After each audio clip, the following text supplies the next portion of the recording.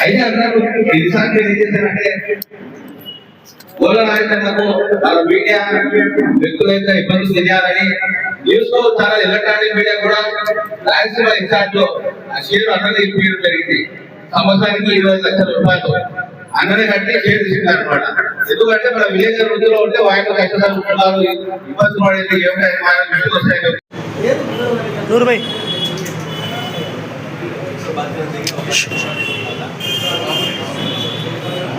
नूरना choose photo Arshad है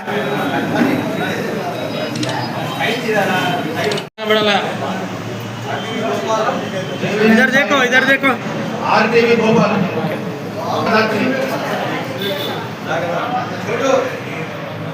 Nagendra Garhwal TV 9 छोटू TV 5 हाँ sir Biju Nagendra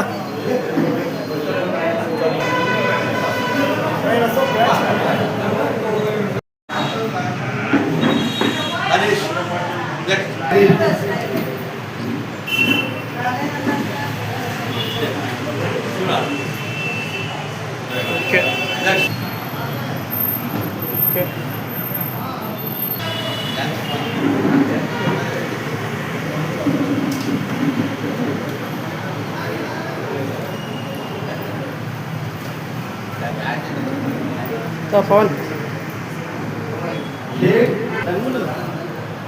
किसल लाखों किसल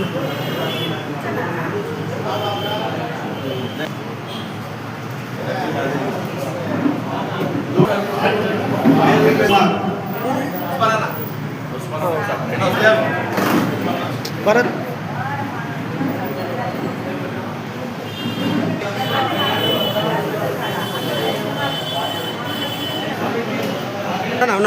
पठान इमरान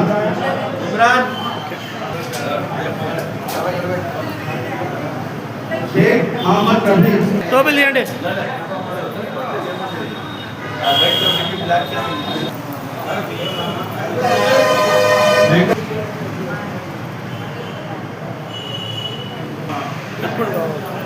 एम राजे रामचंद्रయ్య सुरवरा रामसुब्बయ్య ना पवन नीलम पवन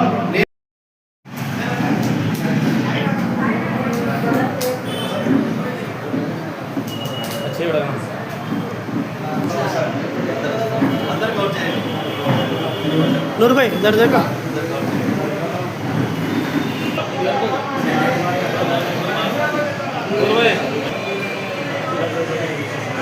इच्छू शिवना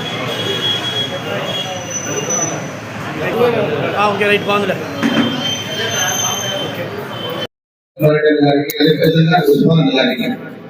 అయితే అన్నారు ఎన్నిసార్లు ఏం చేశారంటే గోళనాయకులకు వాళ్ళ మీడియా వ్యక్తులైతే ఇబ్బందులు తెలియాలని న్యూస్ లో చాలా ఎలక్ట్రానిక్ మీడియా కూడా రాయలసీమ ఇన్ఛార్జ్ లో షేర్ అన్నది ఇప్పించడం జరిగింది.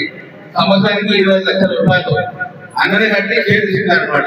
ఎందుకంటే మన విలేజ్ వృద్ధిలో ఉంటే వాయిదా కష్టపడుతున్నారు, ఇబ్బందులు పడేది ఏమిటో వస్తాయి.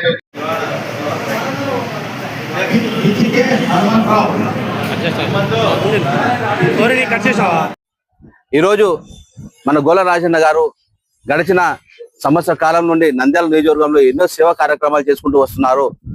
ఒక పక్క రైతులాగా అయితే ఏమి, మరో పక్క 1 రూపాయికే అతి తక్కువ ధరకే ఎవరు కూడా ఆకలితో ఉండకూడదని, వస్తువులు ఉండకూడదని కేవలం 1 రూపాయికే 2 పుల్కాలు కర్రీ పప్పు అందిస్తున్నారు.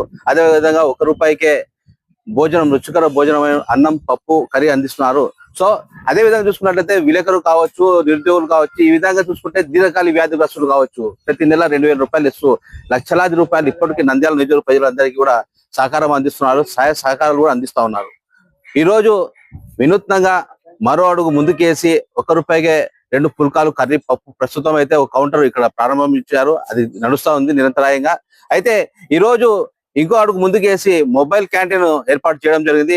అంటే మొబైల్ క్యాంటీన్ అంటే ఇక్కడ కౌంటర్ లో ఏ విధంగా అయితే 1 రూపాయికి 2 పుల్కాలు కర్రీ పప్పు అందిస్తామో అదే విధంగా ఈ మొబైల్ క్యాంటీన్, ఈ వాహనం ద్వారా ప్రతి ఒక్కరికి అంటే మెయిన్ ప్రధాన కూడలు ఏవైతే ఉన్నాయో నంద్యాల నియోజకవర్గంలో ప్రధాన సెంటర్లలో అక్కడ ఈ వాహనం ఉంటుంది.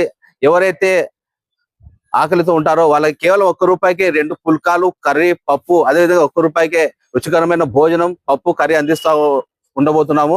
అయితే అదే విధంగా రానున్న కాలంలో గోళ్ళ రాజన్న గారి ఆధ్వర్యంలో ఇంకా మెరుగైన సహాయ సహకారాలు, ఇంకా మెరుగైన సంక్షేమ పథకాలు కూడా రాబోతున్నాయి.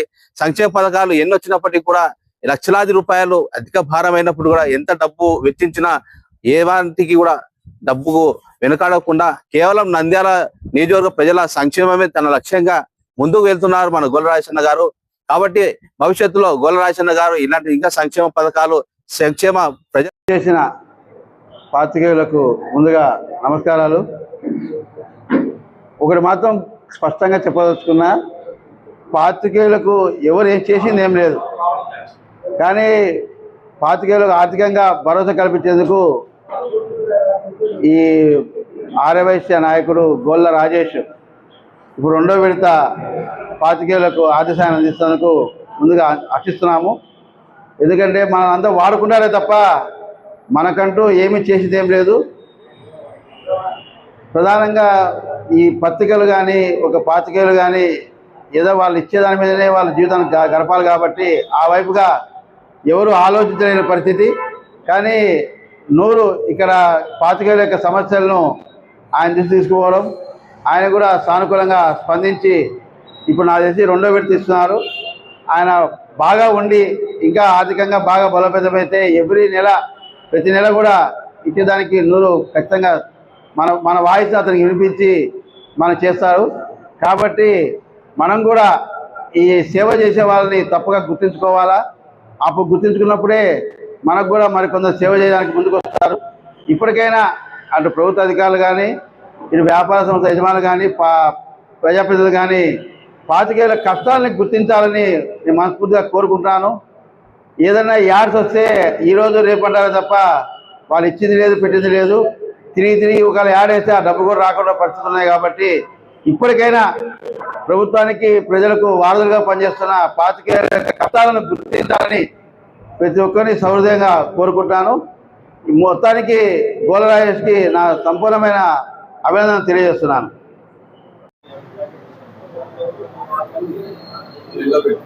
ఈనాడు గోళ్ళ రాజేష్ గారి ఆధ్వర్యంలో చైతన్య జ్యోతి 2వ విడత విలేకరులకు ₹3,000 ఆర్థిక సాయం కార్యక్రమానికి ముఖ్య అతిథులు ఇచ్చేసినటువంటి ఏపీఏడబ్ల్యూజే అధ్యక్ష కార్యవర్గులకు మధు గారికి, అలాగే రాజ్కుమార్ రెడ్డి గారికి, ఉస్మాన్ గారికి, అలాగే గత సంవత్సరం నుంచి ఈ కార్యక్రమాలను తన భుజస్కంధాల మీద వేసుకొని ఎక్కడ తప్పటడుగు పడకుండా ముందుకు నడిపిస్తున్నటువంటి రిపోర్టర్ నూర్ బాషా గారికి ఈ సందర్భంగా ప్రత్యేక ధన్యవాదాలు తెలియజేసుకుంటూ, ఇక్కడికి విచ్చేసిన పత్రికా విలేకరులకు, అలాగే గోళ్ళ రాజేష్ గతంలో కూడా ఇతను మీకు ఒక విడత ఇవ్వడము, ఇప్పుడు 2వ విడత ఇవ్వడమే కాకుండా ఇతను ప్రభుత్వం కూడా చేపట్టలేని విధంగా కార్యక్రమాలు చేపడుతున్నాడనే దానికి ఇది ఒక నిదర్శనం. ఇదే కాకుండా దీర్ఘకాలిక వ్యాధులకు కూడా ఉన్న వారికి కూడా నెలకు ₹2,000 ఇవ్వడము సంతోషకరమైన విషయం. గతంలో 20 సంవత్సరాల క్రితము ₹1 రొట్టె పప్పు ఇవ్వడం జరిగింది. కానీ అప్పుడు ఆ ధరలకు పోల్చుకుంటే అది తక్కువ ఎక్కువ అనేది కాదు. కానీ ఇప్పుడున్న ధరలతో పోల్చుకుంటే ఈ రోజు కూడా ₹1 రొట్టె పప్పుతో పాటు బిర్యానీ కూడా ఇవ్వడం అనేది చాలా గర్వించదగ్గ విషయం. అందరూ ఇతన్ని ఆర్యవైశ్య నాయకుడు అంటున్నారు. కానీ ఆర్యవైశ్య నాయకుడు అనే దానికంటే ఆపద్బాంధవుడు అనుకుంటేనే బాగుంటుంది. ఎందుకంటున్నారంటే ఒక కులం కోసం అతను పని చేయడం లేదు. నంద్యాల పట్టణాన్ని వదిలేసినా కానీ పుట్టిన గడ్డ రుణాన్ని తీర్చుకోవాలని చెప్పి చాలా మంది చెప్తుంటారు. జన్మనిచ్చిన తల్లిదండ్రులను, పుట్టిన గడ్డను మరవకూడదని చెప్పని. అలా ఎక్కడనో బెంగళూరులోనో హైదరాబాద్లో నివాసం ఉంటూ కూడా తన పుట్టిన గడ్డను మరవకుండా ఇక్కడికి సేవలు అందిస్తూ ఇంకా భవిష్యత్తులో అనేక కార్యక్రమాలు చేయాలనుకోవడము. ఉస్మాన్ బాషా చెప్పినట్టుగా వీరికి మొబైల్ క్యాంటీన్ కూడా ఏర్పాటు చేస్తా అన్నాడు. ఒక మాట చెప్తూనే అతను మొన్న వికలాంగులకు 100 వికలాంగులకు ఇట్లా ఆర్థిక సాయం చేయాలి అని చెప్తే ఈ విషయాన్ని నూర్ బాషా దృష్టికి తీసుకొని వస్తే వెంటబడి భారత్ వికాస్ పరిషత్కు 30,000 రూపాయల ఆర్థిక సాయం అందజేశాడు. ఇదే 30,000 రూపాయల కోసం మేము 10 చోట్ల తిరిగితే ఏ ఒక్కరో ఇద్దరు ఇచ్చారు తప్ప ఒక్క ఫోన్ కాల్ ద్వారా ఇచ్చిన ఏకైక వ్యక్తి గోళ్ళ రాజేష్ గారు. ఇతను అంతేకాదు, నెల రోజుల క్రితం ఒక మాట అడిగాడు, అన్న 0% రుణాలు ఇవ్వాలనుకుంటున్నాను మహిళలకు, దీంట్లో మంచి పేర్లు చూసి చెప్పండి అన్నాడు. ఉస్మాన్ బాషా గారు మిగతా పత్రికా విలేకరులు చెప్పిన ప్రకారము రాజకీయ నాయకులు మీరు మీకు చేకూరుస్తారో లేదో నాకు తెలియదు, కానీ ఇతను మాత్రము మీకు సంబంధించిన వ్యక్తి కాకుండా రిపోర్టర్ల ఆర్థిక స్థితిగతులను దృష్టిలో ఉంచుకొని 3,000 రూపాయలు ఇస్తున్నాడు. నేను గోళ్ళ రాజేష్ గారికి ఈ సందర్భంగా తెలియజేసేది ఏంటంటే ఆ 0% రుణాలను కూడా పత్రికా విలేకరుల నుంచే మొదలు పెడితే బాగుంటుంది అని నా ఆలోచన. ఎందుకంటే వీరందరినీ కూడా మీ న్యూస్ పత్రికలలో వస్తుంటేనే మీకు విలువ ఇస్తారు, లేకపోతే ఆ విలువ ఇచ్చేది కూడా ఉండదు. కానీ మీరు కూడా ఒక ప్యాషన్గా చేస్తున్నారు, దీని మీద లాభం వస్తుంది నష్టం వస్తుందని కాదు, ఒక విలేకరి అనే ఉద్దేశంతో చేస్తున్నారు. కాబట్టి ఇతను ఏమాత్రము గుర్తింపు కాంక్ష లేకుండా, ఒక పదవి వ్యామోహం లేకుండా చేస్తున్న ఇతని సేవలను 10 మందికి దృష్టికి తీసుకొని వచ్చి మిగిలిన వాళ్ళు కూడా ఇతను ఆదర్శంగా తీసుకొని నడిచే విధంగా మీ వంతు ప్రచారం చేస్తారని, భవిష్యత్తులో ఇతను ఉన్నత శిఖరాలకు అధిరోహించాలని, అనేక సమాజ సేవా కార్యక్రమాలు పాలు పంచుకోవాలని చెప్పి కోరుకుంటూ సెలవు తీసుకుంటాం.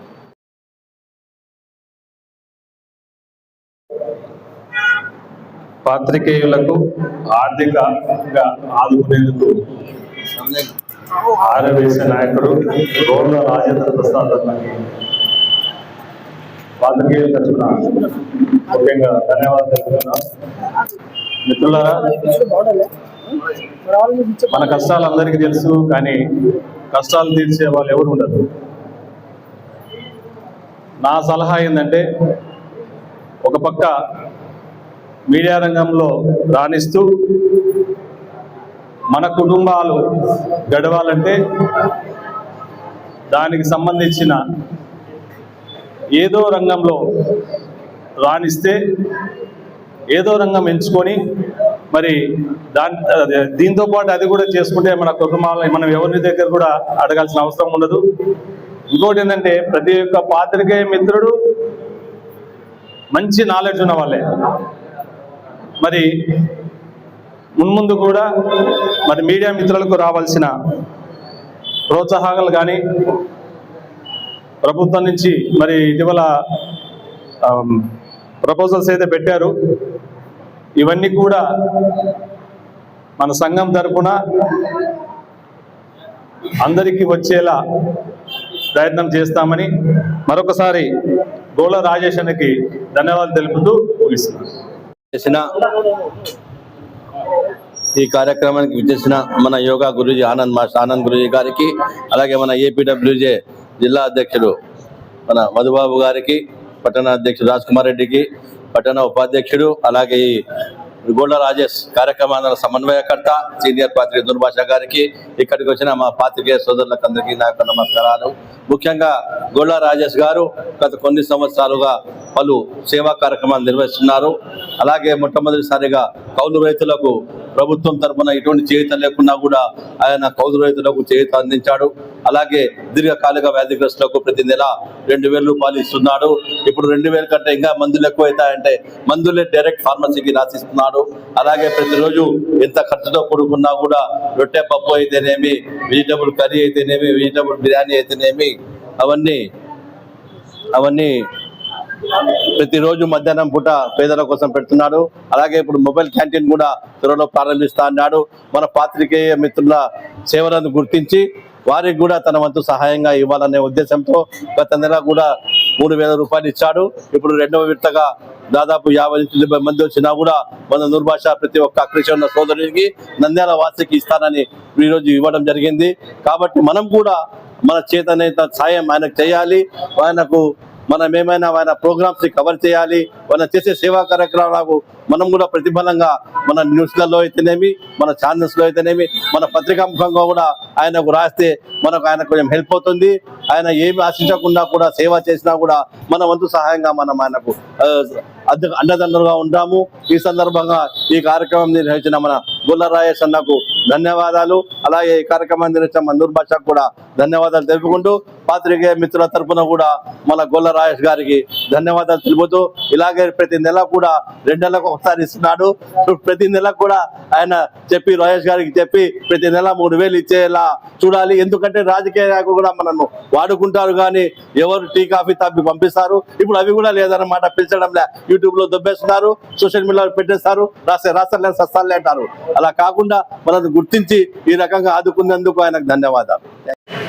అందరికీ నమస్కారం. మొదటిగా విలేకరుల పట్ల గొల్ల రాజేష్ గారు చేస్తున్నది ఒక గొప్ప కార్యం అని చెప్పి నేను అనుకుంటున్నాను. నేను చాలా ధన్యవాదాలు తెలియజేస్తున్నాను. ఈ విషయంలో ఇది గర్వకారణమని అనుకుంటున్నాను. ఏ రాజకీయ నాయకులు కూడా చేయలేని ఒక గొప్ప కార్యము ఒక విలేకరుల పట్ల కార్యం చేసినందుకు, సహాయం చేసినందుకు చక్కగా